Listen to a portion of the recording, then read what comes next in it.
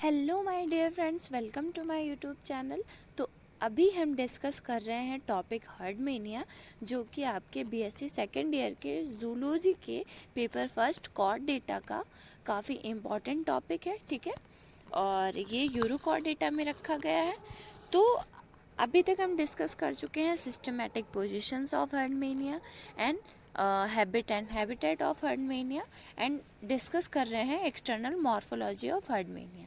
सो external morphology में हम इसकी अब डिस्कस करेंगे body wall of Herdmania. Okay, तो अगर हम इसकी बॉडी या बॉडी वॉल की बात करें, तो जो टेस्ट होता है या ट्यूनिक होता है वो इसकी तरफ, इसकी बॉडी की तरफ एक प्रोटेक्टिव कवरिंग की तरह वर्क करता है। The test is the protective covering of the body. Okay, it is 4 to 8 millimetre thick, कितना 4 से 8 मिलीमीटर थिक होता है, and is composed of tunicin, मतलब जिस प्रोडक्ट से बना होता है, सब्सटेंस से बना हुआ होता है, उसे हम ट्यूनिसिन कहते हैं। इन द ग्राउंड सब्सटेंस, अगर हम ग्राउंड सब्सटेंस की बात करें तो जो टेस्ट है वो बहुत सारे स्ट्रक्चरल एलिमेंट से एम्बेडेड होता है। मतलब in the ground substance of the test many structural elements are embedded. These elements are, कौन कौन से हैं? Mesh work of blood vessels, ठीक है, spicules, interlacing fibres and few cell types, और कुछ तरह के सेल टाइप। ठीक है, several cell types are encountered in Herdmania. बहुत सारे अलग अलग तरह के सेल टाइप्स इनके अंदर इनकाउंटर्ड होते हैं, मिल करके उनसे ये बने हुए होते हैं। तो वन बाय वन हम सभी को डिस्कस करेंगे। ओके, तो चलिए स्टार्ट करते हैं। सो डियर, दीज आर, इनके कितने टाइप होते हैं? 2 टाइप। एक हो गए अमीबॉइड सेल्स और एक हो गए इओसिनोफिलस सेल्स। ठीक है, अमीबॉइड सेल्स में क्या होता है, ये अबेडेंट होते हैं किस में? टेस्ट में। मतलब ये जो टेस्ट है ये किससे? अमीबॉइड सेल से मिलकर के बनी हुई थी। इनके अंदर के स्ट्रक्चर में अमीबॉइड सेल्स प्रेजेंट होते हैं। और जो है ये इओसिनोफिलस सेल्स, ये किस तरह की सेल्स होती हैं? ये स्फेरिकल सेल्स होते हैं। जो आपको ये दिख रहे हैं, ये देखिए सर्कुलर स्ट्रक्चर्स, ये स्फेरिकल सेल्स हैं जिन्हें इओसिनोफिलस सेल्स कहते हैं। एंड जो ये आपको स्ट्रक्चर सेल्स दिख रहे हैं इन्हें हम अमीबॉइड सेल्स कहते हैं। ठीक है, और ये कैसे होते हैं? इनके अंदर होमोजीनस साइटोप्लाज्म होता है और कंटेन्स करता है फाइन ग्रैन्यूल्स को। ठीक है, किस तरह के? फाइन ग्रैन्यूल्स को बियर करता है, ये कंटेन करता है। ठीक है, और जो ग्रैन्यूल्स होते हैं ये ब्राइट रेड कलर के स्टेन से कलर्ड होते हैं। ठीक है, यूसिन एक स्टेन का नाम है, ठीक है, जो कि साइटोप्लाज्म की कलरिंग के लिए यूज़ किया जाता है। तो ये किस तरह का? ब्राइट रेड स्टेन कलर करते हैं यूसिन से। सो जो इओसिनोफिलस सेल्स होते हैं वो 2 वेराइटीज़ में डिस्क्राइब किए जाते हैं। The eosinophilous cells are of 2 varieties. कौन कौन से? Number A is larger variety with a big vesicular nucleus, मतलब वेसिकुलर न्यूक्लियस होता है, उसमें वेसल्स प्रेजेंट होते हैं। और second one is smaller type with an eccentric nucleus. किस तरह का? ई सेंट्रिक न्यूक्लियस होता है जिसमें साइटोप्लाज्म क्लियरली डिफाइन किया जा सकता है। वो ई सेंट्रिक और गाढ़े तरह का न्यूक्लियस होता है। ठीक है, so dear, next one is nerve cells. तो अगर हम नर्व सेल की बात करें तो ये किस तरह के? स्मॉल सेल्स होते हैं। These are small cells with conspicuous nucleus, 2 to 6 dendrites. Conspicuous का मतलब है कि इनके अंदर क्लियर न्यूक्लियस होता है, जिसके अंदर क्लियर साइटोप्लाज्म और क्लियर न्यूक्लियस प्रेजेंट हो, या क्लियर न्यूक्लियस को हम कॉन्स्पिकस न्यूक्लियस कहते हैं। ठीक है, besides there are interlocking fibres running in the test. कैसे इंटरलॉकिंग फाइबर्स होते हैं जो कि टेस्ट में रनिंग करते हैं, लगे हुए होते हैं। These fibres resemble the muscles fibre in the mental, muscles fibre of the mental. ठीक है, ये किस तरह के, कौन सी तरह के फाइबर्स बनाते हैं? मसल्स फाइबर को बनाते हैं मेंटल में। ठीक है, the test is transferred by blood vessels with their terminal ends dilated to form the terminal loops। ठीक है, और vascular amply जो है उनकी बॉडी में प्रेजेंट होते हैं। मतलब जो ब्लड वेसल्स होते हैं वो टर्मिनल एंड पे फॉर्म करते हैं टर्मिनल लोब्स को या नोब्स को, जिन्हें हम वेस्कुलर एम्पुली भी कहते हैं। जो ये एम्पुली होते हैं ये किस तरह से इम्पार्ट होता है रेड कलर में, रेड कलर के पैचेस में, जैसा बताया था अभी मैंने स्टार्टिंग में आपको कि इनकी बॉडी में जो ये ट्यूनिक प्रेजेंट होता है, ठीक है, ये फुट का रीज़न हो गया, ये ट्यूनिक का या टेस्ट का रीज़न है। ठीक है, यहाँ पे क्या होता है कि एम्पली प्रेजेंट होते हैं, इसके ऊपर ब्लड वेसल्स प्रेजेंट होते हैं लाइक दैट। ठीक है, और ये किस तरह के रेड कलर के पैचेस इनकी आउटर साइड पे प्रेजेंट होते हैं। अनदर पिक्यूलर स्ट्रक्चर प्रेजेंट होती है। ठीक है, जो पिक्यूलर स्ट्रक्चर होती है उसे हम कहते हैं स्पिक्यूल्स। सो अगर हम स्पिक्यूल्स की बात करें तो spicules are of two varieties. किस तरह के? टू वेराइटीज़ के होते हैं, जैसे आपको यहाँ पे दिख रहे होंगे। एक तो होते हैं, ये देखिए, microscleres and second one is megascleres. ठीक है, microscleres and megascleres. The microscleres are minute bodies, मतलब ये छोटी स्ट्रक्चर्स होते हैं, each having a spherical head. किस तरह का? स्फेरिकल हेड होता है, जैसा कि आपको दिख रहा होगा इसमें। ठीक है, और कैसी? Long body and a long body. The body is बेसेट with 5 to 25 equidistant ring. मतलब इस तरह की ऐसे रिंग के स्ट्रक्चर्स प्रेजेंट होते हैं जिसे हम इक्विडिस्टेंट रिंग्स कहते हैं, स्मॉल स्पाइंस के बने हुए होते हैं। ठीक है, और लेकिन जो हेड होता है वो स्मूथ होता है बहुत सारे केसेस में, but the head is smooth in most cases. ठीक है, the average size about 50 micron. कितना? 50 माइक्रोन होता है स्पिक्यूल का average size. So dear, next is megasclerus. Megasclerus are larger than the microsclerus and are grouped under two categories. इसके megasclerus जो हैं इनके दो कैटेगरीज होते हैं, मतलब ये दो कैटेगरीज में डिवाइड होते हैं। किसके बेस पर? Depending on the shape. The first category of spicules has spindle shaped bodies, so these are called spindle shaped spicules, and the second category of spicules are called pipit. Okay, इसे हम pipette भी बोल सकते हैं, pipette shaped spicules, जैसा कि आपको दिख रहा होगा इसमें। ठीक है, देखिए ये स्फेरिकल स्वेलिंग है, I am sorry, this is spherical swelling. ठीक है, this is ring of the spicules and ये जो स्ट्रक्चर है इसे हम कहेंगे पाइपिट शेप्ड स्पिक्यूल्स। सो जो स्पिंडल शेप्ड स्पिक्यूल्स होते हैं like microscleres are provided with 20 to 60 equally spaced rings of the spines. जैसे मैंने आपको बताया था ये छोटे छोटे रिंग्स प्रेजेंट है लाइक दिस, इस तरह से, लाइक दैट। ठीक है, तो इनमें क्या होता है कि 20 से लेकर के 60 तक इक्वली स्पेस्ड रिंग्स होते हैं। मतलब पूरी बॉडी में 20 से 60 तक रिंग्स प्रेजेंट हो सकते हैं।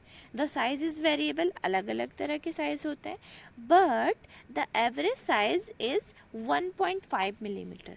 कितने मिलीमीटर का? 1.5 मिलीमीटर का होता है। These spicules usually occur in bundles. किस तरह से?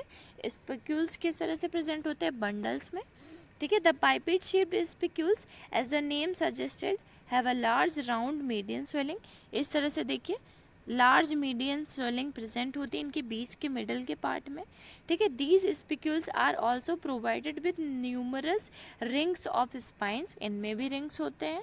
The length of the spicules extend up 3.5 millimetre. मतलब ये जो स्पिक्यूल्स होते हैं इनकी लेंथ 3.5 मिलीमीटर से ज़्यादा की भी हो सकती है। सो डियर, अब हम डिस्कस करेंगे मेंटल ऑफ द हर्डमेनिया। मेंटल मतलब आप यहाँ पे देख सकते हैं ये जो ऊपर का पार्ट होता है, ठीक है, इसे हम मेंटल कहते हैं। यहाँ पे जो ये स्ट्रक्चर प्रेजेंट है इसे हम मेंटल कहते हैं। ठीक है, तो जो मेंटल है, the mantle is composed of an outer epidermis. ठीक है, किससे? आउटर एपिडर्मिस से। Be a median layer of muscles and fibres. किस? जो मीडियन लेयर होगी उसमें मसल्स और फाइबर्स प्रेजेंट होंगे, और जो इनर एक्टोडर्मल लेयर होगी वो कैसे लाइनिंग होगी एट्रियम पर।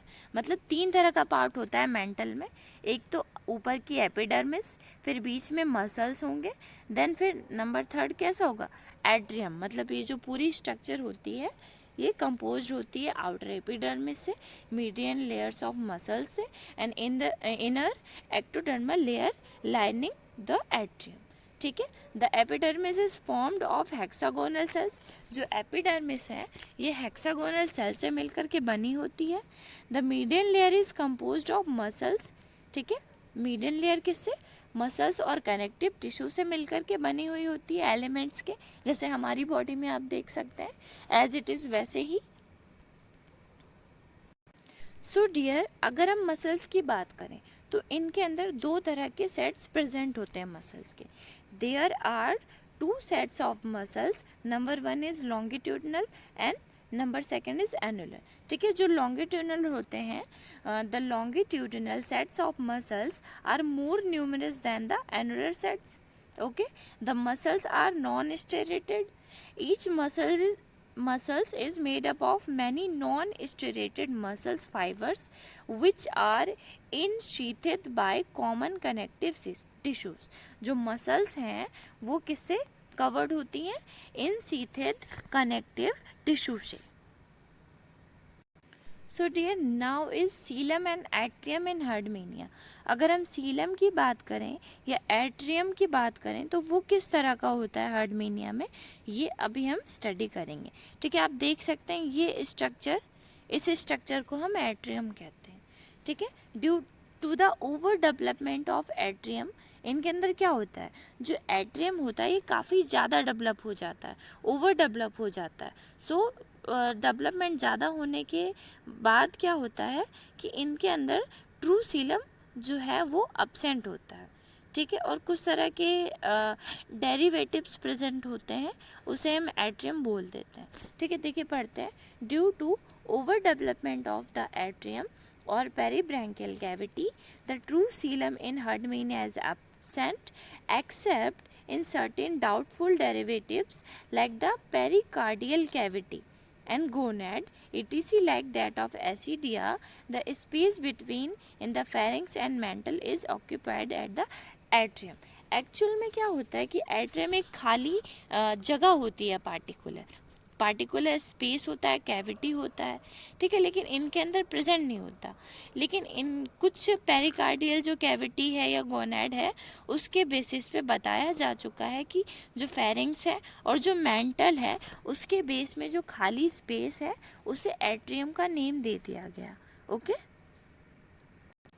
सो जो एट्रियम होता है, the atrium is divided into right and left halves. जैसे आप यहाँ पे देख सकते हैं ये एट्रियम है, तो ये 2 तरह के हाफ्स में डिवाइड हो जाएगा, एक हो जाएगा राइट वाला, एक हो जाएगा लेफ्ट वाला। ठीक है। हाफ्स में due to the attachment of the pharynx with the mantle on the ventral and dorsal side. मतलब ये जो वेंट्रल साइड है और ये जो डॉर्सल साइड है वहाँ पे ये अटैच होगा, जैसे वेंट्रल साइड पे फेरिंग्स से और डॉर्सल साइड पे मेंटल पे। तो इसीलिए इसे किस तरह से 2 हाफ्स में डिवाइड कर दिया गया है। However both the halves are continuous dorsally and open to the exterior through the atriopore. अब ये जो दोनों हाफ्स हैं कहाँ पे, एट्रियोपोर, ये जो ये देखिए एट्रियल साइफन आपको शो हो रहा होगा, यहाँ पे जाकर के ओपन होंगे। ठीक है। ये continuous dorsally and open to the exterior through the atriopore. ठीक है। यहाँ पे मेंटल ऊपर की तरफ, लेफ्ट साइड की तरफ, और राइट साइड की तरफ मेंटल प्रेजेंट होगा। ठीक है। ये जो खाली जगह है ये एट्रियोपोर यानी एट्रियल साइफन के थ्रू बाहर ओपन होगी जाकर के। ठीक है। सो अब हम डिस्कस करेंगे लोकोमोशन इन हर्डमेनिया। सो अगर हम लोकोमोशन की बात करें तो हर्डमेनिया लोकोमोशन नहीं करते, बट इनकी जो लार्वल स्टेज होती है उसमें ये मूवमेंट या लोकोमोशन करते हैं। ठीक है। Herdmania in adult stage is a sessile, but sessile होते हैं, सबस्ट्रेटम से अटैच हो जाते हैं और वहाँ पर हिलते रहते हैं। ठीक है। The visible movement is observed during the contraction of the body for the squirting out of water through the oral and atrial funnels. अब क्या होता है, मैंने बताया था कि इनकी बॉडी एक पिचकारी की तरह काम करती है। तो इनके जो साइफन्स हैं, जैसे बताया था अभी, branchial siphon and atrial siphon, वहाँ से जब वाटर या फूड मटेरियल्स अंदर एंटर करता है और बाहर निकलता है तो इनकी बॉडी में कॉन्ट्रैक्शन होता है, सिकुड़ते हैं एक तरह से, ठीक है। तो इस तरह की मूवमेंट को हम इनके अंदर मूवमेंट मान लेते हैं, ठीक है। उसी से इनके अंदर ससाइलनेस प्रेजेंट होती है या ऑब्जर्व की जाती है, ठीक है। This movement is caused by 3 sets of special muscles. इनकी बॉडी में 3 सेट्स प्रेजेंट होते हैं स्पेशल मसल्स के, उन्हीं के ज़रिए ये जनरेट की जाती है। सो these are divided into oral muscles group and atrial muscles group and tri-oral muscles group। तो जैसा कि आप इस डायग्राम में देख सकते हैं, ठीक है, यहाँ पे ये एट्रियल अपर्चर है, यहाँ पे इसे ये जो पूरी स्ट्रक्चर से टेस्ट या ट्यूनिक कहेंगे। यहाँ पे ये जो स्ट्रक्चर प्रेजेंट है ये एनुलर मसल्स है, then cloaca, mantle, blood sinus, branchial fold, trabecula, ठीक है, ये देखिए ट्रांसवर्स वेसल्स, ठीक है, vasa deferens, oviduct, ovary, testis, atrial cavity, heart, pericardium, longitudinal muscles, atrial tentacles, dorsal vessels, dorsal lamina, pharynx, internal longitudinal vessels, ठीक है, rectum जहाँ से इनका वेस्टेज मटेरियल बाहर आता है, स्टोर होता है, I mean, and branchial cavity, then testis and vasa deferentia, ठीक है, vasa deferens, oviduct, ovary, intestine and endostyle, और यहाँ पे एक वेंट्रल वेसल्स प्रेजेंट होती है, ठीक है। ये मैंने डायग्रामेटिक ट्रांसवर्स सेक्शन आपको शो किया, ओके। सो डियर, जो ओरल और एट्रियल मसल्स के ग्रुप्स होते हैं, ठीक है, उनके सराउंडिंग को क्या बोलते हैं हम, annular muscles. Both the oral and atrial muscles group surrounding the funnels are formed of annular muscles and the longitudinal muscles। जैसे कि आपको मैंने यहाँ पे शो किया था, ये एनुलर मसल्स हो गए, ठीक है, और यहीं पर ये लॉन्गिट्यूडनल मसल्स हो गए, ठीक है। और ओरल और एट्रियल मसल्स के जो ग्रुप्स होते हैं वो सराउंडिंग होते हैं फनल से, ठीक है। उन फनल्स को हम क्या कहते हैं, annular muscles and longitudinal muscles. The annular muscles are composed of strong circular muscles and sphincter muscles and all, इसे हम स्फिंक्टर जो मसल्स होते हैं इन्हें ओरल एंड एट्रियल स्फिंक्टर्स भी कहते हैं, ठीक है। और जो लॉन्गिट्यूडनल मसल्स होते हैं, the longitudinal muscles are more extensively developed than the annular muscles. मतलब लॉन्गिट्यूडनल मसल्स जो होते हैं वो काफ़ी ज़्यादा डेवलप होते हैं एनुलर मसल्स से, ठीक है। The atrio oral muscles group is composed of the muscles band running between the oral and atrial funnels, ठीक है। और इनके 2 पेयर्स प्रेजेंट होते हैं and 2 pairs of muscles situated, 1 pair on each side of the neural glands. Means जो neural glands होते हैं, जैसा अभी मैंने आपको शो किए थे न्यूरल ग्लैंड्स, वहाँ की साइड पे 2 पेयर्स इनके मसल्स के सिचुएटेड होते हैं, ठीक है, ठीक है। और ये muscles, these muscles extend longitudinally from one funnel to the another। The contraction of the body is caused by the longitudinal muscles। मतलब इनकी बॉडी जो सिकुड़ती है या कॉन्ट्रैक्शन करती है वो किसके थ्रू करती है, लॉन्गिट्यूडनल मसल्स के थ्रू करती है, while that of the funnels is affected by the annular muscles। और जो ये लॉन्गिट्यूडनल मसल्स होते हैं ये किसके थ्रू अफेक्टेड होते हैं, एनुलर मसल्स से, ठीक है। तो ये पार्ट 2 है। अब मैं अपने नेक्स्ट पार्ट में इसका डाइजेस्टिव सिस्टम डिस्कस करूँगी। तो चलिए अब हम मिलते हैं अपने नेक्स्ट वीडियो में, तब तक के लिए बाय बाय, टेक केयर।